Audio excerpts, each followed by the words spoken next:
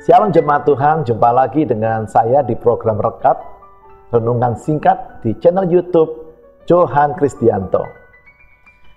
Di Alkitab kita ini ada banyak contoh pengalaman hidup orang-orang beriman yang bergaul dengan Tuhan, juga mereka mengalami masalah besar atau orang bilang musibah seperti yang sedang kita alami saat ini dengan menyebarnya virus corona ke seluruh dunia. Salah satu mereka adalah Ayub.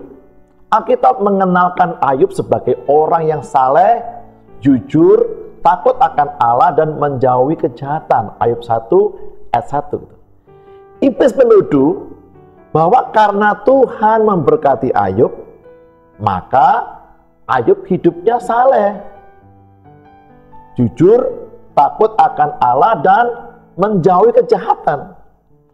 Pernahkah Anda dituduh oleh orang lain seperti itu? Memang ya, ada orang yang karena Tuhan memberkati usahanya, karena Tuhan menyembuhkan sakitnya, karena Tuhan menolong mengatasi masalahnya, maka orang itu hidupnya bertobat dan berubah takut kepada Tuhan atau beribadah kepada Tuhan.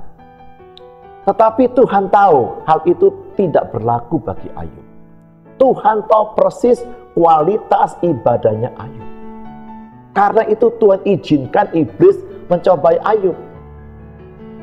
Saya belum pernah ketemu orang yang ujian ibadahnya sebesar dan sengeri yang dialami oleh Ayub.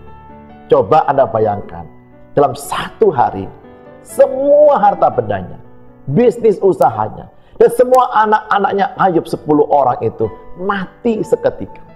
Habis usahanya dan lenyap semua yang dimilikinya. Ditimpa kemalangan bertubi-tubi dalam satu hari yang sama. Hasil ujiannya Ayub dapat kita lihat di kitab Ayub 1 ayat 20 sampai 22.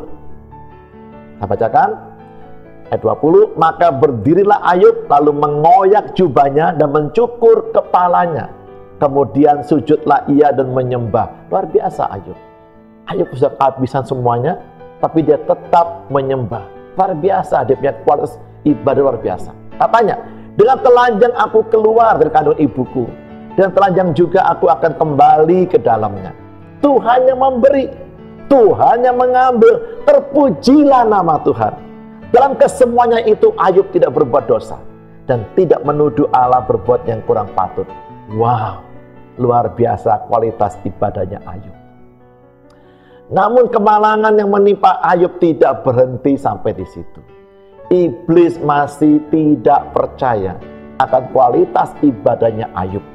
Kemudian iblis menimpakan kepada Ayub suatu penyakit yang tidak ada obatnya saat itu. Seperti virus corona juga ya, yaitu penyakit barah atau bisul yang bernanah dan berbau busuk dari telapak kakinya sampai ke batu kepalanya. Itu Ayub 2 ayat yang ke-7.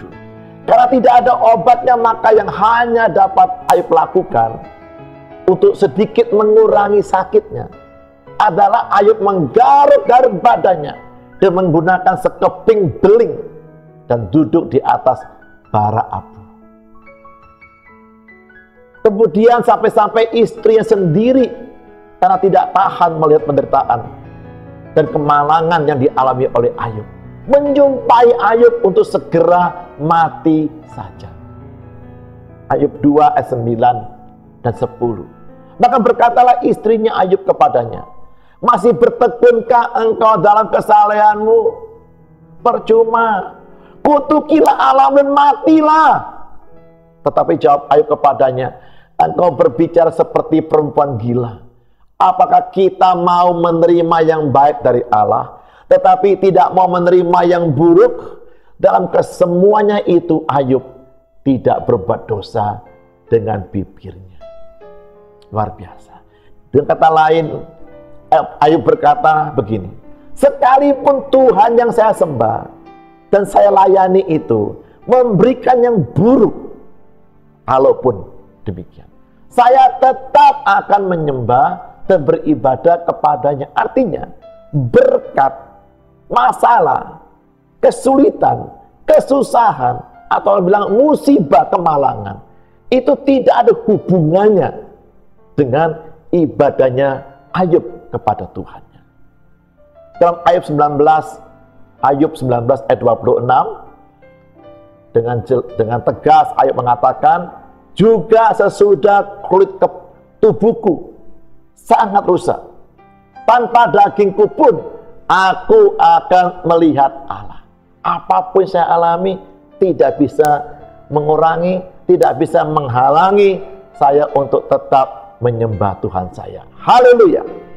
Akhirnya Ayub lulus dengan predikat sangat memuaskan, summa cum laude.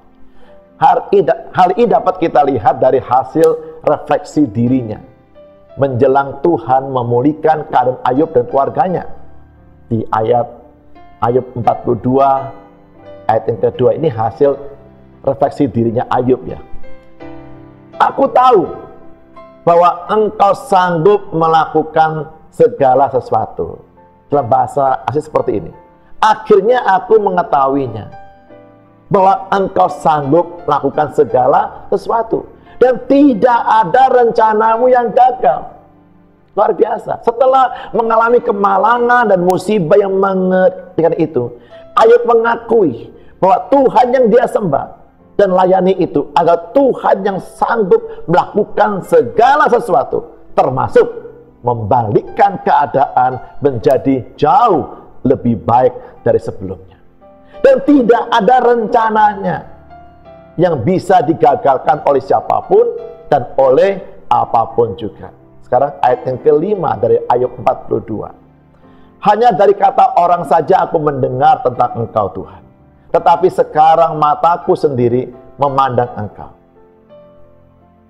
Sehingga pengenalan Ayub akan Tuhannya melalui peristiwa yang dia alami itu secara pribadi makin dalam.